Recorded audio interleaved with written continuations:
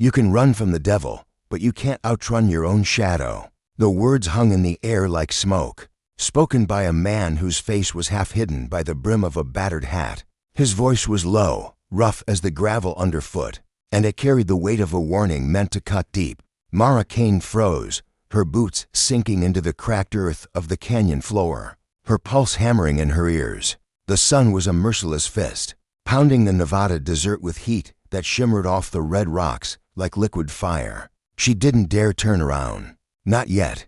The stranger's shadow stretched long across the ground, clawing at her heels, and she knew in her bones that turning to face him might be the last thing she ever did. 3 hours earlier, Mara had been a ghost slipping through the dusty streets of Jericho's End, a nowhere town clinging to the edge of oblivion. Her hair, once a bright auburn, was now dulled by grime and tied back in a loose braid that swung like a pendulum as she moved. Her hands, calloused from years of hauling freight and mending fences, clutched the strap of a canvas bag slung over her shoulder. Inside were the only things she owned: a locket from a mother she barely remembered, a knife with a chipped handle, and a crumpled letter that had set this whole nightmare in motion. Jericho's End wasn't a place for dreamers. It was a graveyard for hopes, where miners and drifters came to chase whispers of silver only to find despair. Mara had arrived 2 weeks ago, running from a past she refused to name, hoping the desert's vastness would swallow her secrets. But secrets, like shadows, had a way of following you. The letter had come 3 days ago, slipped under the door of her rented room above the saloon. No name, no signature, just 6 words scrawled in ink that bled like a wound. "They know what you did, Mara." Her stomach had twisted as she read it, the words burning into her mind. She'd burned the paper in a candle flame, watching it curl and blacken, but the message lingered, heavy as a stone in her chest. Someone in this town knew her truth. Someone was watching. She'd planned to leave at dawn, to slip away before the town woke. But the stranger had found her first. He'd been waiting in the alley behind the livery stable, his silhouette sharp against the pre-dawn glow. "Mara Kane," he'd said, not a question but a declaration, as if he'd known her all his life. "You're a hard woman to find." His voice was calm, but there was a threat in it, like the hiss of a snake before it strikes. She hadn't answered, just kept walking, her hand inching toward the knife at her belt. But he'd followed, silent as death, until nowhere in this canyon, where the rocks closed in like the walls of a tomb. Mara's breath was shallow, her mouth dry as the sand beneath her. The air smelled of dust and sagebrush, with a faint metallic tang that might have been blood or fear. She could hear the faint clink of spurs behind her, the stranger's steps deliberate, unhurried. He was toying with her, letting the silence stretch until it was taut as a bowstring. She tightened her grip on the bag, her knuckles whitening. Run, her instinct screamed, but running would only make her prey. She wasn't prey. Not anymore. "Who are you?" she finally asked, her voice steady despite the tremor in her hands. She turned slowly, keeping her chin high, her green eyes locking onto his. The stranger was lean, his face weathered by years of sun and sin. His hat cast a shadow over his eyes, but his mouth was visible, twisted into a smirk that didn't reach the rest of his face.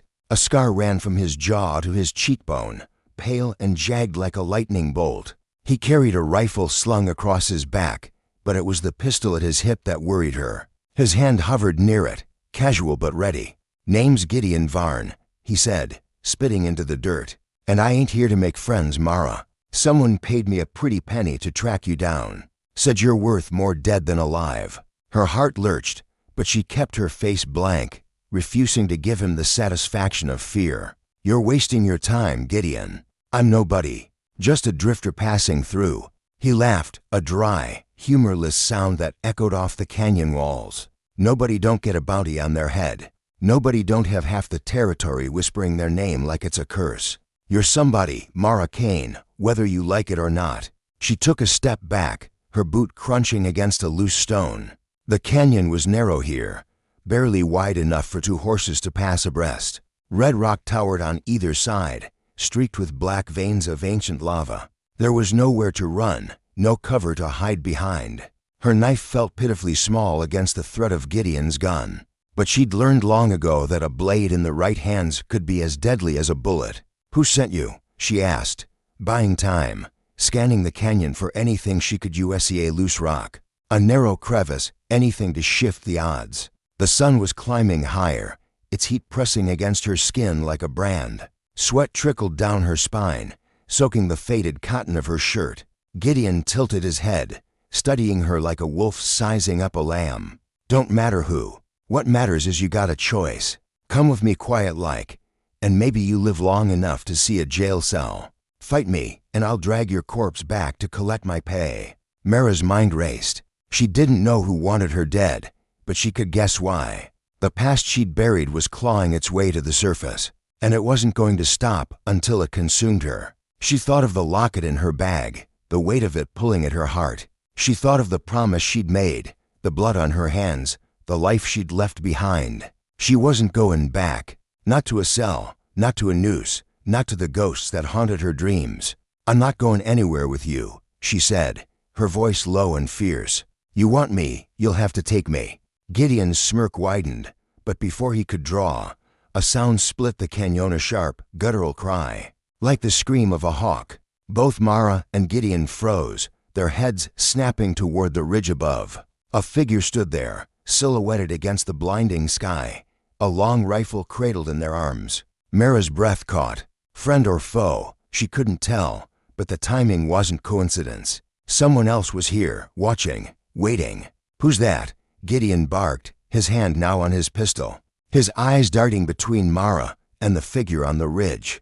Mara didn't answer. She didn't know, but the cry had given her a moment, a sliver of opportunity. She dove to the side, rolling behind a boulder as Gideon's pistol cracked, the bullet ricocheting off the rock where she'd stood a heartbeat before. Dust exploded into the air, stinging her eyes, but she was already moving, her knife in hand, her body low and fast. The canyon was a maze of stone and shadow, and she knew how to use it. She'd survived worse odds than this. Gideon cursed, his boots crunching as he advanced, firing again. The shots echoed like thunder, each one closer than the last. Mara's heart pounded, but her mind was clear, sharpened by years of running, of fighting to survive. She slipped into a narrow crevice, her back pressed against the cool stone, her breath shallow to avoid making a sound.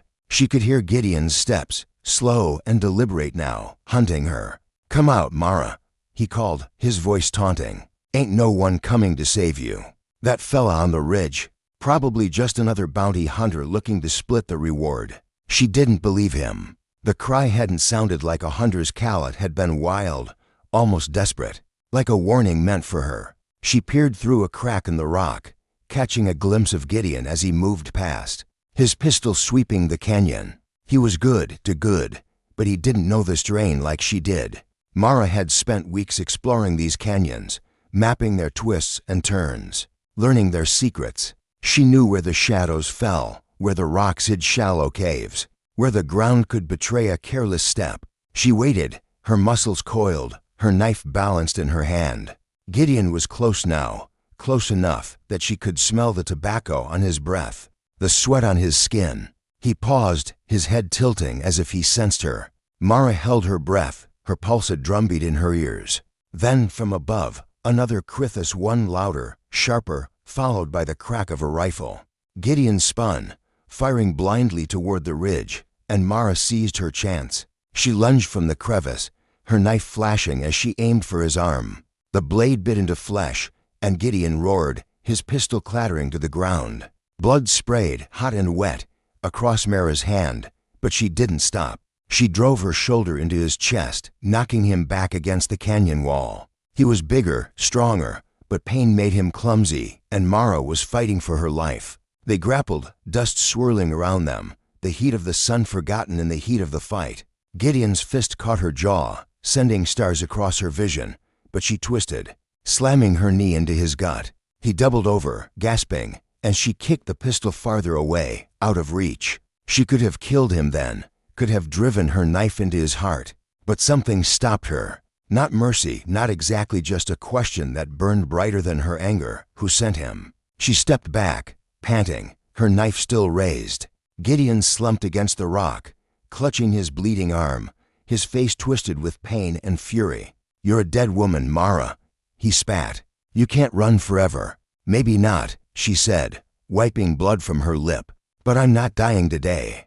Before he could respond, hoofbeats thundered through the canyon, fast and heavy, coming from the direction of the ridge. Mara's head snapped up, her body tensing.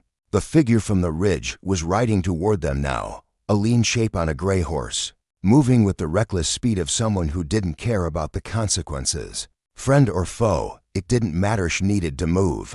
Mara grabbed her bag, still miraculously slung across her shoulder, and ran. Her boots pounded the earth, kicking up clouds of dust as she wove through the canyon's maze. Behind her, Gideon's curses faded, replaced by the growing rumble of hooves. She didn't look back. She couldn't afford to. The canyon narrowed, the walls closing in, until she reached a fork where two paths diverged on, leading to an open plain. The other to a network of caves she'd explored days ago. The plain meant exposure, vulnerability. The caves meant a chance to hide, to think, to survive. She chose the caves. The air inside was cool, damp, a stark contrast to the furnace outside. The darkness swallowed her, the only sound her own ragged breathing and the distant echo of hoofbeats. She pressed herself against the cave wall, her knife still in hand, and listened. The rider had slowed, their horses' steps cautious now, picking through the rocky drain. Whoever they were tracking her, and they were good. Mara's mind raced. The letter, Gideon, the cry from the ridge, it was all connected. But how? She'd come to Jericho's end to disappear, to bury her past in a place where no one asked questions. But someone had found her, someone who knew her name, her sins. The locket in her bag felt heavier now, a reminder of the promise she'd broken, the lives she'd destroyed. She'd thought she could outrun it, but the past was a hunter, relentless and patient. The hoofbeats stopped. Silence pressed against her, thick and suffocating. Then a voice, low, calm, and unmistakably female, called out from the cave's entrance. "Mara Kane, I know you're in there. I'm not here to hurt you." Mara's grip tightened on her knife. She didn't trust voices, didn't trust promises. She'd trusted once, and it had cost her everything. But the voice was familiar, tugging at a memory she couldn't place. She edged closer to the entrance, staying in the shadows, her eyes straining to make out the figure standing against the sunlight. The woman was tall, her silhouette sharp and angular, her dark hair pulled back in a tight braid. She held a rifle, but it was pointed at the ground, her posture relaxed but alert. She wore a leather duster, stained with dust, and her boots were scuffed from hard travel. There was something about her something in the way she stood, the way her head tilted slightly, as if listening to the desert itself, that made Mara's chest tighten. "Who are you?" Mara called, her voice echoing in the cave. The woman stepped forward, just enough for the light to catch her face. Her skin was tanned, her eyes a piercing gray that seemed to see through Mara's defenses. A faint scar curved along her cheek, not unlike Gideon's, but where his was cruel. Hers spoke of survival. "Name's Leela Voss," she said, "and I've been looking for you for a long time." Mara's blood went cold. Another hunter, another threat. But Lila's next words stopped her dead. "I knew your brother, Mara. I was there when he died." The world tilted. Mara's knife slipped from her fingers, clattering to the cave floor. Her brother, Eliash's name was a wound that never healed, a scar she carried deeper than any on her skin. He'd been her anchor, her protector, the only person who'd ever believed she could be more than the world told her she was. And he died because of her, because of a choice she'd made 3 years ago in a rain-soaked alley in Denver. She'd run from that truth, buried it in whiskey and dust, but here it was, standing in front of her in the form of a woman with gray eyes and a rifle. "What do you want?" Mara whispered, her voice breaking. Lila's expression softened, but only for a moment. "I want what Elias wanted. I want justice, and I need your help to get it." Mara's knees buckled, and she sank to the cave floor, her hands pressing against the cold stone. Justice. The word was a blade, cutting through the lies she'd told herself to survive. She'd thought she could outrun her past, but it had found her in this desert, in this cave, in the eyes of a woman who knew too much. Outside, the sun burned on, indifferent to her pain, and somewhere in the distance, Gideon Varn was still alive, still hunting her. The hoofbeats might have stopped, But the chase was far from over.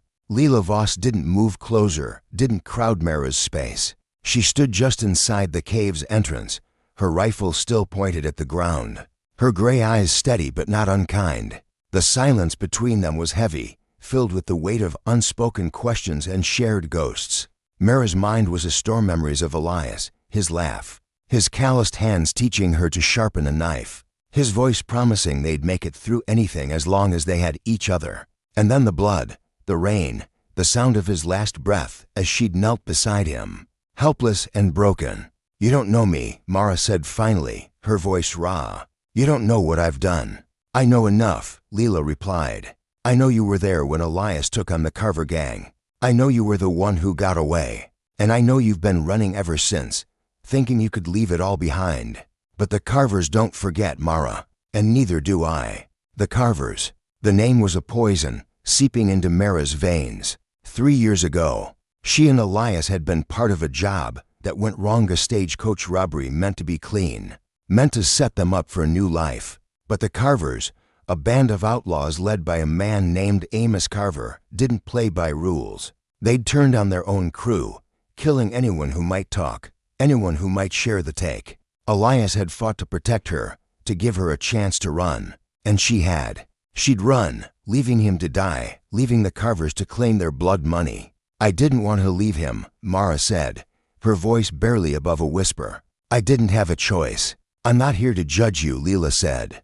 "I'm here because Amos Carver is still out there, and he's the one who sent Gideon Varn after you. He's tying up loose ends, Mara. You're the last one who can tie him to that robbery, the last one who can bring him down." Mara's head snapped up. "You think I can stop Amos Carver? I'm one person, Leela. I'm not a hero. I'm not even a fighter. I'm just me." Lila's lips curved into a faint smile, the kind that held more sorrow than joy. "You're still breathing, aren't you? That's more than most can say after crossing the Carvers. And Elias believed in you. He told me you were the strongest person he knew, even if you didn't see it yourself." Mara's throat tightened. She wanted to argue, to tell Leela she was wrong, that Elias had been the strong one, the brave one. But the words wouldn't come.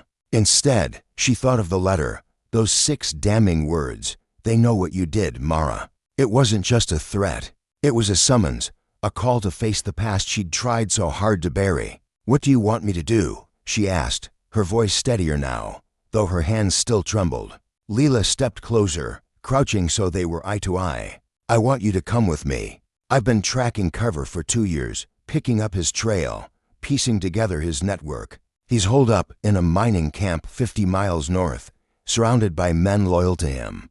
Gideon was just the first. There'll be more hunters, and they won't stop until you're deader, until we stop Carver." Mara's gaze dropped to the knife on the cave floor, its blade glinting faintly in the dim light. She thought of Gideon's blood on her hands, the way he'd looked at her with that mix of pain and hatred. She thought of the canyon, the cry from the ridge, the choice she'd made to fight instead of run. Maybe Leela was right. Maybe she was more than the scared girl who'd fled Denver with blood on her conscience. "Why me?" she asked. "You're a tracker, a fighter. You don't need me." Lila's expression hardened, but there was a flicker of something else, a grief, maybe, or guilt. "Because I was there, too, Mara. I was part of the job that went wrong. I got away, same as you, but I didn't run far enough.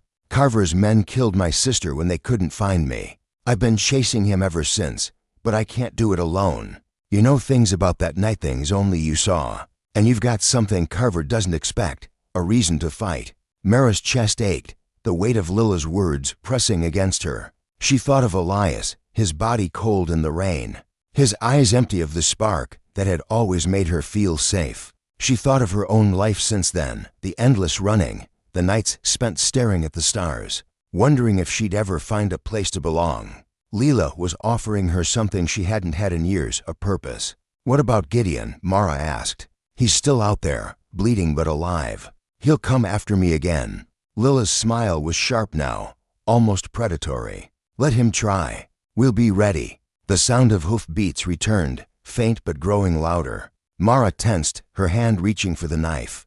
Leela stood, her rifle snapping to her shoulder as she peered out of the cave.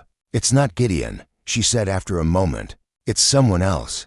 Stay here." Mara didn't listen. She grabbed her knife and followed, staying low as they crept toward the cave's entrance. The hoofbeats were close now, accompanied by the jingle of spurs and the creak of leather. Leela raised a hand, signaling Mara to stay back, but Mara ignored her, peering over the rock. Two riders were approaching, their figures blurred by heat waves but unmistakable in their purpose. They weren't random travelers. They were hunters, just like Gideon.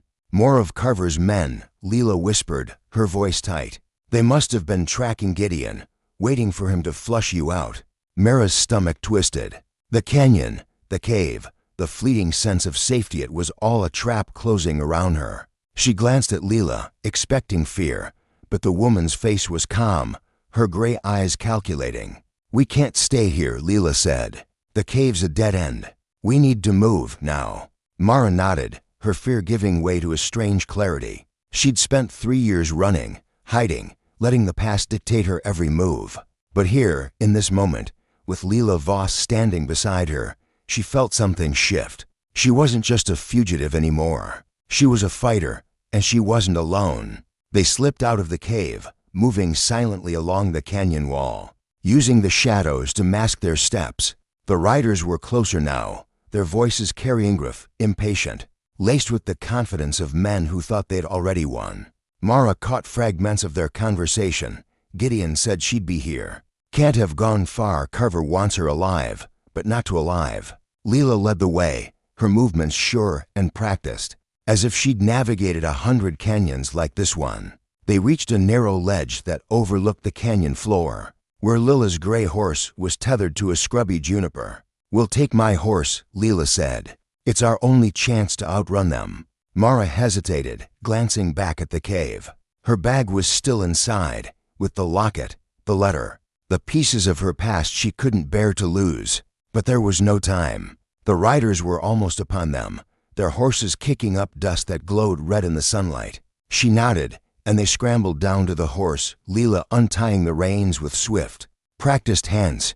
They mounted together, Mara clinging to Lila's waist as the horse surged forward, hooves pounding the earth. The riders spotted them almost immediately, shouting and spurring their horses into a gallop. Gunshots rang out, bullets whining past, kicking up spurts of sand. Mara ducked low, her heart racing, but Leela rode with a fierce determination, guiding the horse through the canyon's twists and turns with the skill of someone born to it. The chase was relentless, the canyon walls blurring past, the heat pressing against them like a living thing. Mara's mind raced, piecing together the fragments of her situation. Gideon Varn, Leela Voss, Amos Carver. The letter, they were all threads in a web she'd been caught in since that night in Denver. But now, for the first time, she wasn't running blindly. She was riding toward something, toward justice, toward answers, toward a chance to finally lay her brother's ghost to rest. As the canyon opened onto the plain, Leela reined in the horse, scanning the horizon. The riders were still behind them, but the distance was growing. We need to lose them, Leela said, her voice steady despite the chaos. There's a riverbed a mile west. If we can reach it, we can disappear. Mara nodded, her grip tightening on Lila's waist. The riverbed was a gamblery this time of year, but it offered cover, a chance to shake their pursuers. She glanced back, seeing the riders' silhouettes against the dust, their guns glinting in the sun. They weren't giving up. Neither was she. The horse surged forward, carrying them toward the riverbed, toward an uncertain future. Mara didn't know if they'd make it, didn't know if Lila's promise of justice was real or just another trap. But for the first time in 3 years, she felt not just surviving, but fighting, choosing her path instead of letting it choose her. And somewhere, in the vastness of the desert, Amos Carver was waiting, his shadow looming larger than any canyon. The hunt was on, and Mara Kane was no longer the prey. The horse's hooves tore into the earth, each stride a desperate bid for freedom as Mara clung to Lila's waist, the wind whipping her braid against her neck. The Nevada sun was a relentless hammer, beating down on the open plain, turning the air into a shimmering curtain that blurred the horizon. Dust stung Mara's eyes, but she didn't blink, didn't dare look away from the path ahead. Behind them, the shouts of their pursuers carried like the baying of hounds, growing fainter but never fading entirely. The riverbed was close. No, Lila had promised cover. A chance to vanish, but Mara could feel the weight of the chase pressing against her chest, as if the desert itself were conspiring to trap them. Lila rode like she was part of the horse, her body leaning into every turn, her hands steady on the reins despite the breakneck pace. The gray mare was lathered with sweat, foam flecking its mouth, but it didn't falter. Mara marveled at the woman's skill, the way she navigated the terrain as if she'd been born to it. Lila Voss was no ordinary tracker. She was a force, a storm in human form, and Mara couldn't decide if that made her feel safer or more afraid. "Hold on," Lila shouted, her voice cutting through the thunder of hooves. The ground dipped suddenly, sloping toward a shallow gully where the riverbed waited, its banks dry and cracked like old leather. Scrubby mesquite and sagebrush clung to the edges, offering thin cover but better than the exposed plain. Lila guided the horse down the embankment, the mare skidding slightly before finding its footing. They hit the riverbed at a gallop, the dry earth crunching beneath them, and Lila veered toward a cluster of boulders that jutted from the bank, like the bones of some ancient beast. Mara's heart pounded, her hands aching from gripping Lila's duster. She risked a glance back. The two riders were still there, their silhouettes dark against the dust cloud they kicked up. But the distance had grown. They were maybe a quarter mile behind, their horses struggling to match Lila's pace. "We're losing them," Mara said, her voice hoarse from the dry air. "Not yet," Lila replied, her tone grim. "They'll keep coming. Carver's men don't quit." The words sent a chill through Mara, sharper than the desert heat. Amos Carver. His name was a shadow that followed her, a specter she couldn't shake. 3 years ago, he'd taken everything: her brother, her hope, her belief in a world that could be kind. And now he'd sent Gideon Varn and these riders to finish what he'd started. She thought of the letter. Those 6 words burned into her mind. "They know what you did, Mara." She'd thought running would keep her safe, but running had only delayed the inevitable. Lila slowed the horse as they reached the boulders, guiding it into a narrow gap where the rocks formed a natural alcove. The mare snorted, sides heaving, as Lila dismounted and pulled Mara down with her. "Stay low," she whispered, crouching behind a boulder and peering out toward the plain. Mara followed suit, her knife in hand, her breath shallow. The riverbed was quiet now, the only sounds the mare's labored breathing and the distant hum of insects. The riders' hoofbeats had faded, but Mara knew better than to trust the silence. Silence in the desert was a lie, a predator waiting to strike. Lila's gray eyes scanned the horizon, her rifle resting across her knees. "They'll split up," she said softly. "One will circle north, try to cut us off at the pass. The other will follow the riverbed, betting we're hiding here. We've got maybe 10 minutes before they're on us." Mara's stomach twisted. "Then what? We can't outrun them forever. Your horse is spent." Lila's lips twitched, not quite a smile. "We don't need to outrun them. We just need to outsmart them. This riverbed's a Mazetwist's, dead ends, old flood channels. I know it better than they do. We'll make them chase ghosts." Mara studied her, trying to read the woman who'd appeared like a phantom from her past. Lila's face was hard, all angles and scars, but there was a fire in her eyes that spoke of something deeper: grief, maybe, or a hunger for justice that matched Mara's own. She'd said she knew Elias, that she'd been there when he died, but there was more to her story, pieces she wasn't sharing. Mara wanted to trust her, needed to trust her, but trust was a luxury she'd learned to live without. "How did you know my brother?" Mara asked, her voice low, almost lost in the rustle of sagebrush. "You said you were there. What does that mean?" Lila's gaze flicked to her, then back to the plain. For a moment, Mara thought she wouldn't answer. Then she spoke, her voice steady but laced with something raw. "Elias and I worked together, back in Denver. Not just the Carver job, other jobs, small ones, enough to keep us fed. He was good, Mara. Better than me, better than most. He had a way of seeing people, really seeing them, you know. He saw you, too. Talked about you like you were the reason he kept going." Mara's throat tightened, the memory of Elias's voice flooding back warm, steady, promising her they'd find a better life. She blinked hard, refusing to let tears fall. "He never told me about you.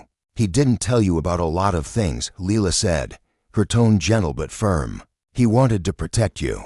When the Carver job went bad, He made me promise to get you out if anything happened to him. I failed him that night. I ran, same as you. But I'm not running anymore." Mara's fingers brushed the locket in her bag, the cold metal grounding her. "Why now? Why find me after all this time?" "Because Carver's getting bold," Leela said, her voice hardening. "He's not just an outlaw anymore. He's building something, an empire. That mining camp he's holed up in, it's not just a hideout. He's got men, weapons, money. He's buying up land, bribing sheriffs, making deals with men who'd sell their own kids for a cut.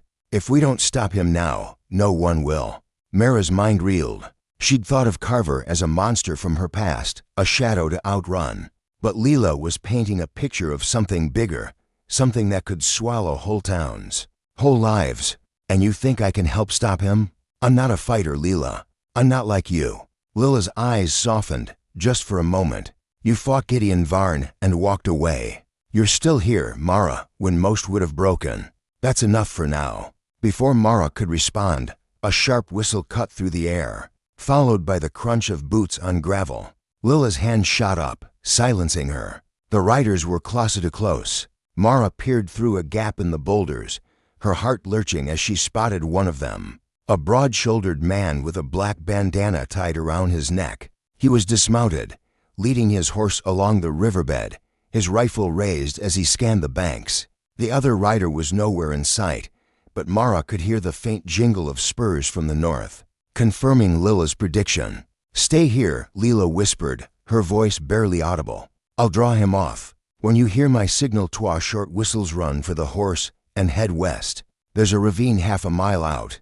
Hide there until I find you." Mara grabbed her arm, her fingers digging into the leather of Lila's duster. "You can't take him alone. He's armed, and you're—" "I've handled worse," Leela cut her off, her tone leaving no room for argument. "Trust me, Mara. I'm not losing you now." Mara wanted to protest, but Leela was already moving, slipping out from behind the boulders with the grace of a coyote. She disappeared into the sagebrush, her dark braid blending with the shadows. Mara crouched lower, her knife clutched tight, her pulse a drumbeat in her ears. The man with the bandana was closer now, his boots crunching louder, his rifle sweeping the riverbed. He was muttering under his breath, curses mixed with impatience, as if he'd expected this to be easier. Mara's mind raced. She could stay hidden, wait for Lila's signal, follow the plan. But something in her rebelled at the thought of sitting still, letting someone else fight her battles. She'd run for 3 years, hiding from the world, from herself. Leela believed in her. Elias had believed in her. Maybe it was time she believed in herself. She crept forward, staying low, her eyes locked on the man. He was maybe 20 yards away, his back to her as he peered into a cluster of mesquite. Mara's knife felt alive in her hand, its weight familiar, reassuring. She wasn't a killer, not by choice, but she'd learned how to survive. She moved silently, her boots avoiding loose stones, her breath controlled despite the fear clawing at her chest. The man paused, tilting his head as if he'd heard something. Mara froze, her body pressed against a boulder, her heart pounding so loud she was sure he'd hear it. But then Lila's whistle cut through the airtwo, sharp notes, quick and piercing. The man spun, raising his rifle, and Mara acted on instinct. She lunged, her knife slashing across his hand, forcing him to drop the weapon. He roared, swinging a fist, but she was already moving, ducking under his arm and driving her shoulder into his gut. They hit the ground hard, dust exploding around them. The man was heavy, his weight pinning her, but Mara twisted, jamming her knee into his ribs. He gasped, his grip loosening, and she rolled free, scrambling for his rifle. Her hands closed around the barrel just as he lunged again, his fingers grazing her ankle. She kicked back, catching him in the jaw, and stumbled to her feet, the rifle heavy in her hands. "Stop," she shouted, aiming the barrel at his chest. Her voice was steady, but her hands trembled, the weight of the weapon unfamiliar. The man froze, his eyes wide with surprise, blood trickling from his split lip. He was younger than she'd expected, maybe 25, with a face that might have been handsome if it weren't twisted with rage. "You're making a mistake, girl," he spat, his voice thick with pain. "Carver'll have your head for this." "Carver can try," Mara said, her voice cold. "Get up." Slowly. He obeyed, his movements careful, his eyes never leaving the rifle. Mara's heart raced, but she kept her grip steady, her finger off the trigger. She wasn't sure she could shoot him, wasn't sure she wanted to, but she needed him alive for answers, for leverage, for proof that she wasn't the helpless girl Carver thought she was. Before she could decide what to do next, Leela emerged from the sagebrush, her rifle trained on the man. "Nice work," she said, her tone approving but edged with urgency. "Where's the other one?" Mara shook her head. "Haven't seen him. North, like you said." Leela nodded, her eyes scanning the riverbed. "We need to move. He'll have heard the commotion. Tie him up as his belt." Mara hesitated, then gestured with the rifle. "Take off your belt. Now." The man glared, but complied, unbuckling his belt and tossing it to the ground. Mara grabbed it, her hands shaking as she looped it around his wrists, pulling it tight. He winced, cursing under his breath, but didn't resist. Leela kept her rifle on him, her expression unreadable.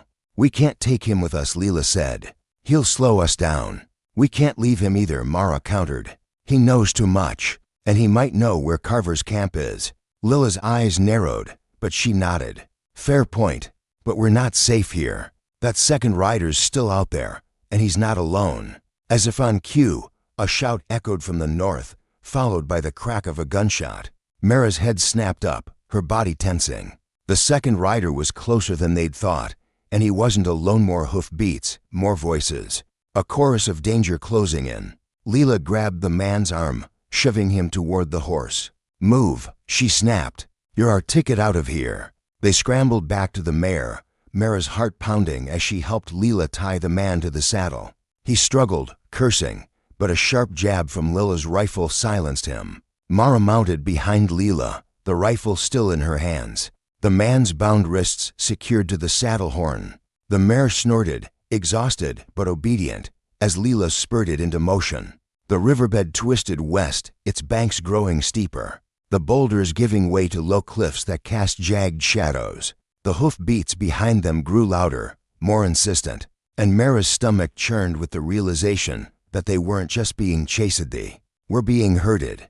The second rider and his companions were driving them toward something, a trap they couldn't see. "Leela," Mara said, her voice tight. "This doesn't feel right." "I know," Leela replied, her eyes scanning the cliffs. "They're trying to box us in. There's a pass up ahead, narrow, but it opens onto a plateau.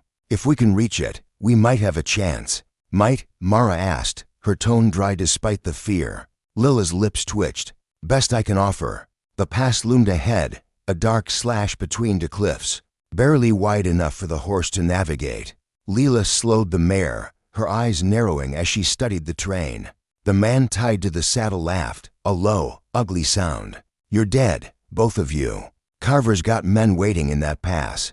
You think you're clever, but you're riding into a slaughter." Mara's blood went cold, but Leela's expression didn't change. "Shut him up," she said, her voice calm but deadly. Mara pressed the rifle barrel against the man's back. "One more word, and you'll wish you'd stayed quiet." He fell silent, but his eyes gleamed with malice, as if he knew something they didn't.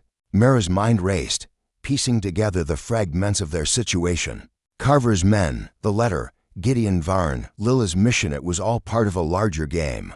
One where she and Leela were pawns. But pawns could become queens if they played their moves right. They reached the pass, the cliffs towering above them, their shadows cold and heavy. Leela reined in the horse, her rifle raised, her body tense. "Stay sharp," she whispered. "If he's telling the truth, we're walking into an ambush." Mara nodded, her grip tightening on the rifle. The pass was silent, too silent, the kind of quiet that hid danger. She could feel eyes on them, watching from the cliffs, waiting for the perfect moment to strike. Her heart pounded, but there was no turning back. They had to go through. Leela urged the horse forward, the mare's hooves echoing in the narrow space. The man tied to the saddle was tense now, his bravado gone, as if he sensed the trap closing around them all. Mara's eyes darted to the cliffs, searching for movement, for the glint of a gun barrel. Nothing. Just rock and shadow and the oppressive weight of the unknown. Then it came a flash of metal from the cliff above, followed by the crack of a rifle. The bullet struck the ground inches from the horse, sending the mare rearing in panic. Leela cursed, fighting to control the animal, while Mara swung the rifle toward the cliff. Her hands steadied despite the chaos. She fired, the recoil jarring her shoulder, and a man's scream echoed from above. "Move," Leela shouted, spurring the horse forward. Another shot rang out, grazing the mare's flank, and the animal screamed, stumbling but not falling. Mara fired again, blindly now, her bullets ricocheting off the rock. The man tied to the saddle was shouting, his voice lost in the gunfire, but Mara ignored him, her focus on survival. They burst out of the pass onto the plateau, a wide, open expanse of cracked earth and scattered boulders. But the relief was short-lived. 3 men were waiting, their horses blocking the path, their rifles raised. Mara's heart sank. The man had been right. Carver's men had planned this, herded them into a killing ground. Leela didn't hesitate. She yanked the reins, turning the horse toward a cluster of boulders. But a bullet caught the mare's leg, and the animal went down, throwing them into the dust. Mara hit the ground hard, the rifle flying from her hands, her vision swimming. She heard Lila's shout, the crack of more gunfire, the man's panicked yells as he struggled against his bonds. Mara scrambled to her feet, her knife in hand, her eyes scanning for Leela. The tracker was already up, her rifle firing in controlled bursts, forcing the men to take cover. But they were outnumbered, outgunned, and the mare was down, blood pooling beneath it. Mara's heart twisted at the sight, but there was no time for grief. "Leela," she shouted, diving behind a boulder as a bullet whined past. "We can't hold them." "We don't have to," Leela called back, her voice fierce. "Keep them busy." Mara didn't understand, but she trusted Lila's lead. She grabbed a rock, hurling it toward one of the men, drawing his fire. Leela used the distraction, slipping between boulders, her movements a blur. Mara caught glimpses of her firing, reloading, moving with a predator's grace. One of the men fell, clutching his chest, and the others hesitated, their confidence shaken. But the odds were still against them. Mara's eyes darted to the man tied to the saddle, now sprawled in the dust, his face pale with fear. He was their only leverage, their only chance. She ran to him, ignoring the bullets kicking up dirt around her, and hauled him to his feet, pressing her knife to his throat. "Call them off," she shouted, her voice carrying across the plateau. "Tell them to stop, or I swear I'll cut you open." The man's eyes widened, but he nodded, his voice shaking as he shouted, "Hold your fire. It's me, Tanner. Don't shoot."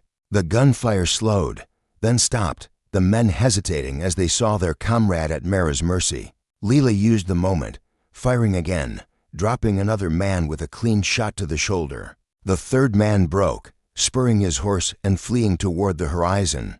Mara's chest heaved, her knife still pressed against Tanner's throat, her body trembling with adrenaline. Leela emerged from the boulders, her rifle still raised, her face streaked with dust and sweat.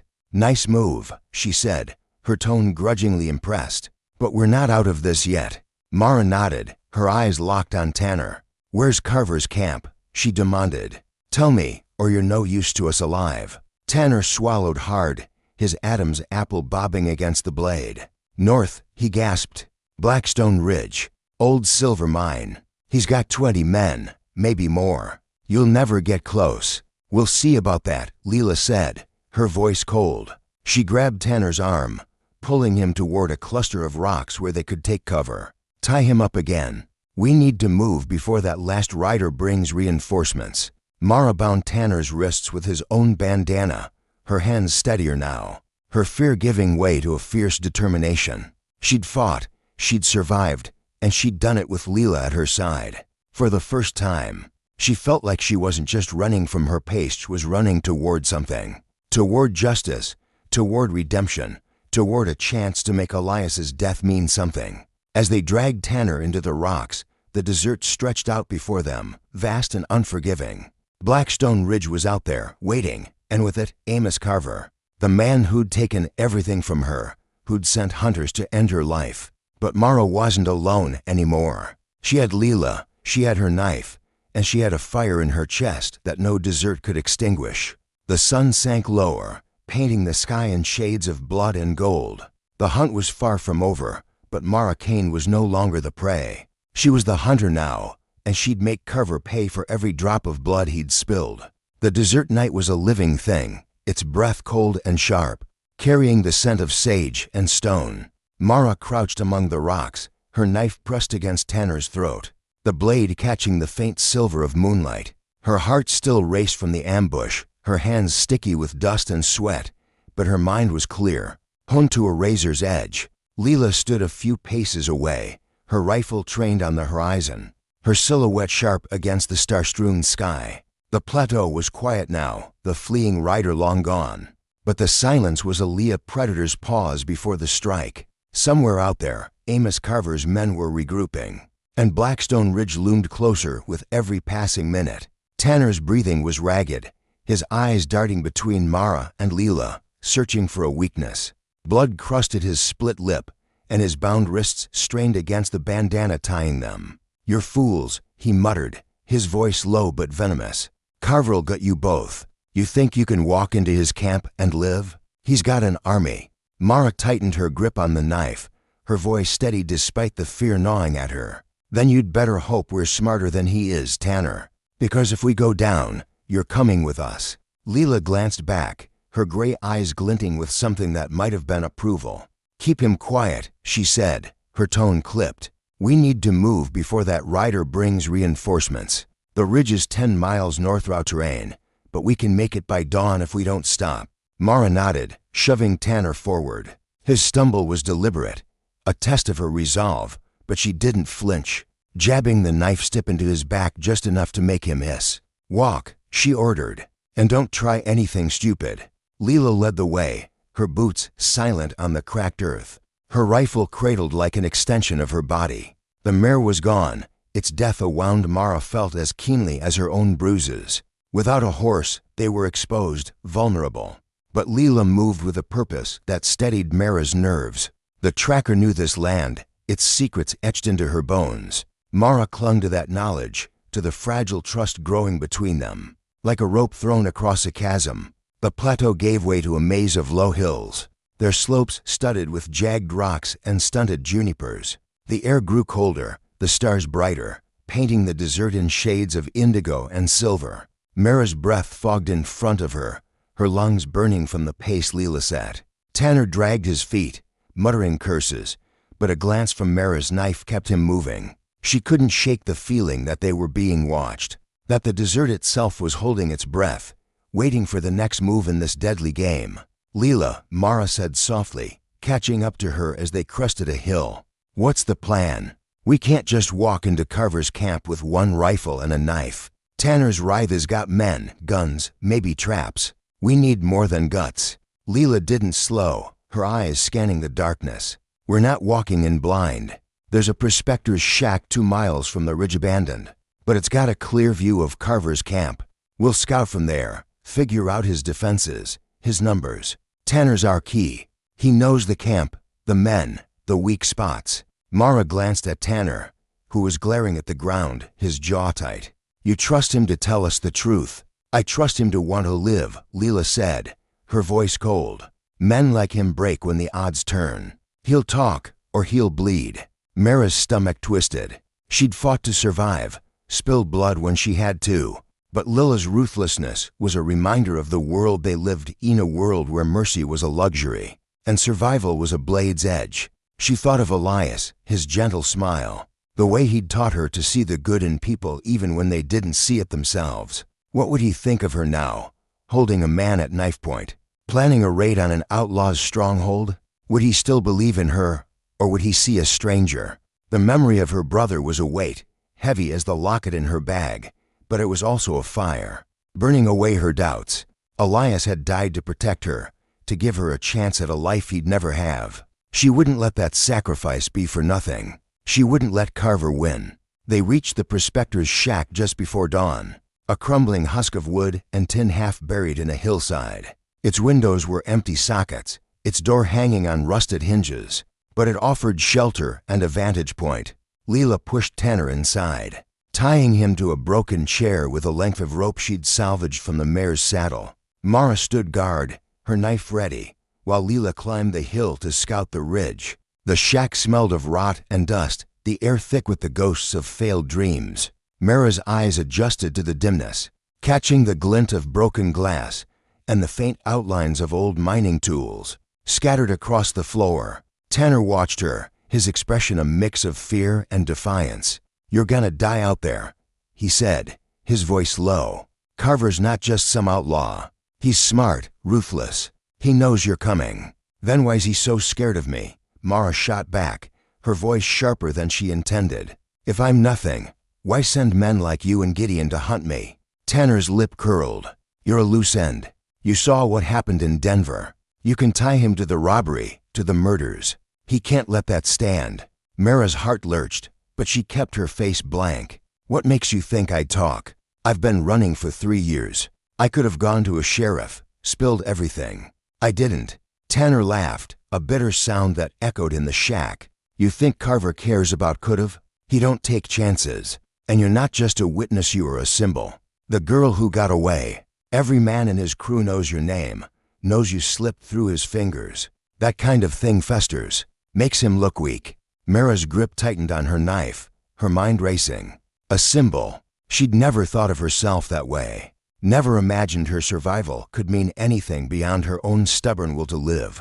But Tanner's words stirred something in her, a spark of defiance, a refusal to be reduced to a name in Carver's story. She wasn't just a loose end. She was Mara Kane, and she'd make him regret ever crossing her path. Leela returned, her face grim but focused.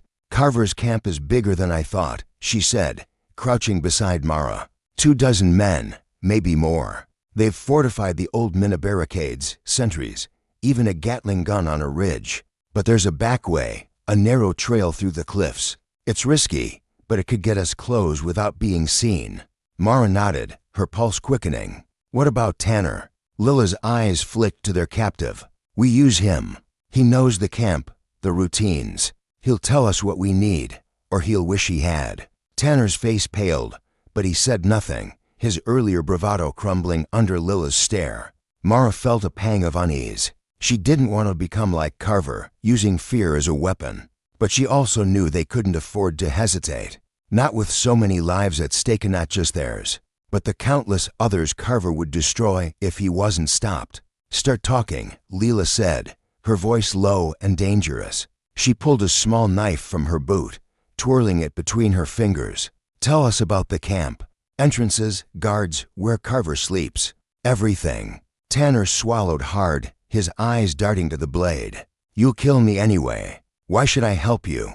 "Because I can make it quick," Leela said, her tone matter of fact. "Or I can leave you for Carver to find." "You think he'll be kind to a man who got captured by 2 women? Mara winced at the coldness in Lila's voice, but she didn't intervene. Tanner's fear was palpable, a sour tang in the air, and she could see his resolve cracking. "All right," he said finally, his voice shaking. "The main entrance is Gardedwa men, armed with rifles. There's a watchtower above the mine, always manned. Carver's got a tent at the center of the camp, surrounded by his best men. The back trail you mentioned, that it's there, but it's narrow, barely passable. They don't guard it heavy, but there's a tripwire halfway up. Step on it, and you'll bring half the camp down on you." Leela nodded, her expression unreadable. "What else?" Tanner hesitated, then continued, his words spilling out like water from a broken dam. "Carver's paranoid. He don't trust nobody, not even his own men. He's got a stash gold, silver, cash hidden in the mine. Only he knows where it is. If you can get to it, you might draw him out, make him sloppy." Mara's eyes met Lila's, a silent question passing between them. A stash could be leverage, a way to destabilize Carver's operation. But it also meant going deeper into the lion's den, risking everything for a chance at victory. "Can we trust him?" Mara asked, her voice low. "We don't have a choice," Leela said. "But we'll be ready for a double cross." The first light of dawn crept over the hills, painting the shack in shades of gray and gold. Leela stood, slinging her rifle over her shoulder. "We move now. The trail's our best shot, but we'll need to be fast, quiet. Mara, you good with that knife?" Mara nodded, her hand tightening around the chipped handle. "Good enough. Then let's go," Leela said. "Tanner, you're coming with us. One wrong move, and you're dead." They left the shack, dragging Tanner between them, his bound hands making him stumble. The air was crisp, the desert waking with the hum of insects and the distant cry of a hawk. Mara's senses were sharp, every sound and shadow a potential threat. The trail to Blackstone Ridge was treacherous, winding through cliffs that seemed to lean inward, their surfaces pitted with old bullet scars and mining blasts. The weight of the unknown pressed against her, but so did the fire in her chest need to face Carver, to end the nightmare that had haunted her for 3 years. The trail narrowed, the cliffs closing in until they were forced to walk single file. Leela led, her rifle ready, her eyes scanning for the tripwire Tanner had mentioned. Mara followed, her knife at Tanner's back, her heart pounding with every step. The silence was oppressive, broken only by the crunch of their boots and Tanner's labored breathing. She could feel the weight of Elias's memory, the locket in her bag a constant reminder of why she was here. For him, for herself, for the justice Leela had promised. They found the tripwire, a thin, almost invisible line stretched across the trail, tied to a pile of loose rocks that would have crashed down with a single misstep. Leela knelt, disarming it with a steady hand, her knife slicing through the wire with surgical precision. "Good call, Tanner," she said, her voice dry. "Keep being useful, and you might live." Tanner said nothing, his eyes fixed on the ground, but Mara could see the fear in his posture, the way his shoulders hunched as if expecting a blow. She wondered what kind of man he'd been before Carver, what choices had led him to this moment. She pushed the thought away. Sympathy was a weakness she couldn't afford. The trail opened onto a ledge overlooking Blackstone Ridge, and Mara's breath caught at the sight. The camp sprawled below, a maze of tents and makeshift barricades clustered around the gaping mouth of the old silver mine. Torches flickered, casting long shadows across the dirt, and men moved like ants, their voices a low hum. The watchtower Tanner had mentioned loomed above, its silhouette stark against the dawn. The Gatling gun was there, its barrel glinting like a promise of death. Leela crouched, pulling Mara down beside her. 20 men, like he said, she whispered. Maybe more. The tent in the center, that's Carver's. See the guards, 4 of them, armed to the teeth. Mara nodded, her eyes tracing the camp's layout. The back trail had brought them close, closer than she'd expected. But the distance between the ledge and Carver's tent felt like a chasm. "How do we get to the stash?" she asked. "If we can draw him out, like Tanner said." "We don't," Leela cut her off. "Not yet. We need a diversion, something to pull his men away. The stash is our endgame, not our opening move." Mara's mind raced, piecing together a plan. What about a fire? The tents, the supplies, they'd burn fast. It'd draw them out, create chaos. Lila's lips curved into a faint smile. "You're thinking like a fighter now. It's risky, but it could work. We'd need to move fast, hit the mine while they're distracted." Tanner shifted, his voice low. "You're crazy. You start a fire, you'll bring the whole camp down on you.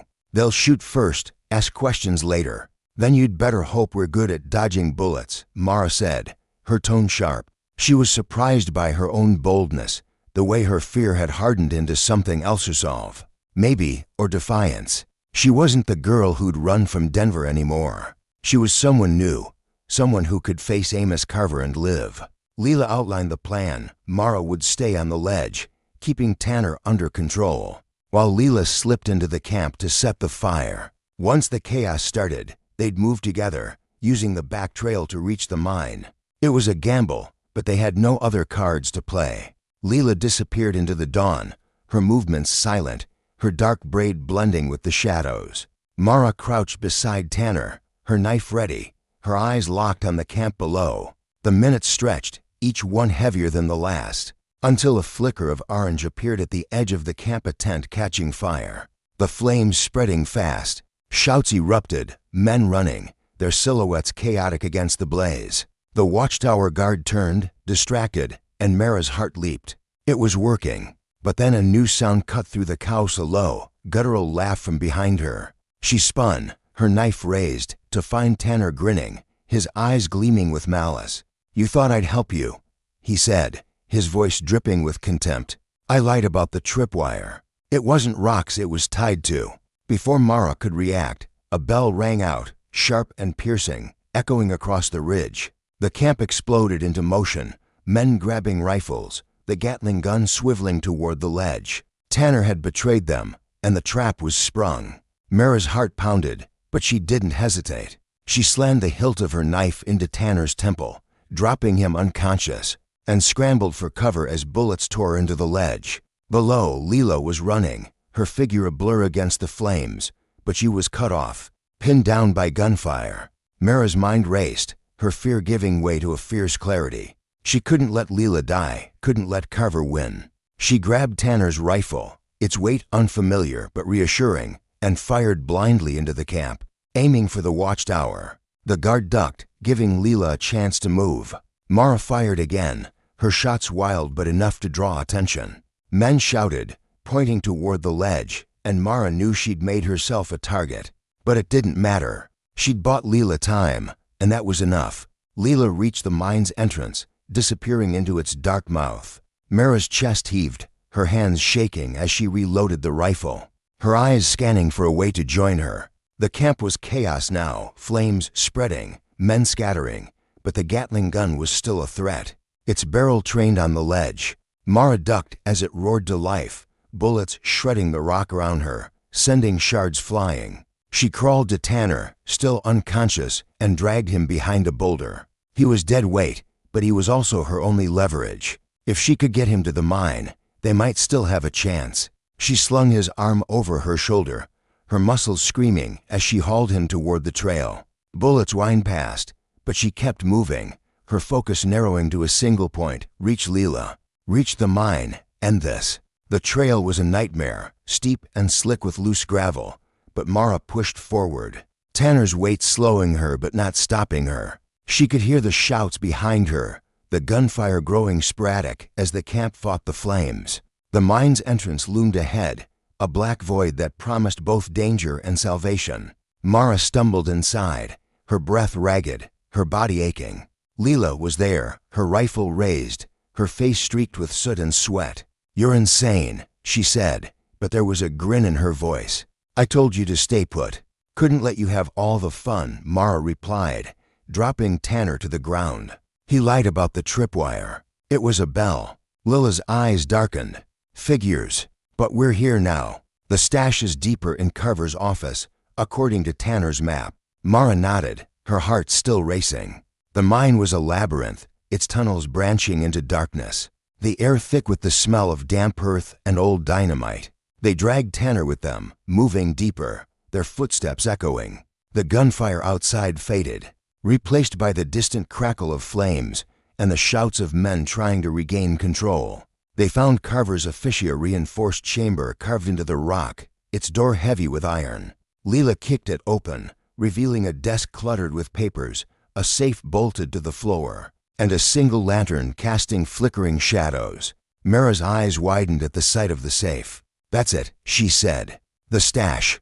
Leela nodded, pulling a set of lockpicks from her duster. "Keep watch. This'll take a minute." Mara stood guard, her rifle raised, her ears straining for any sound of pursuit. Tanner stirred, groaning, but she ignored him, her focus on the tunnel. The air was heavy, the darkness pressing against her, but she felt alive, electric with purpose. They were so close to Carver's heart, close to the justice Leela had promised. The safe clicked open, revealing stacks of cash, gold nuggets, and a ledger filled with names and numbers. Leela flipped through it, her eyes narrowing. "This is it," she said. "Proof of everything: bribes, murders, land deals. Carver's whole operation."